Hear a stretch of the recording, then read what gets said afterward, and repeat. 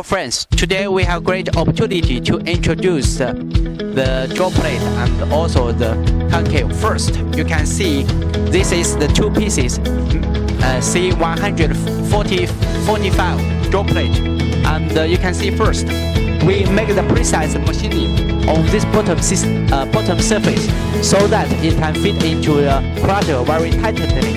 Second one is, and you can see this teeth profile is the heavy duty one.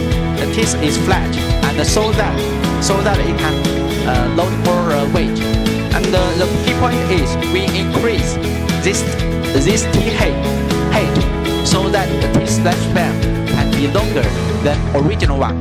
And also here you can see this is the Sandvik horns, and you can see we make the precise machining.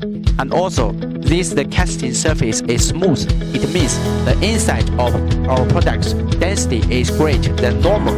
And if you have any interest about crusher wire parts, contact us today.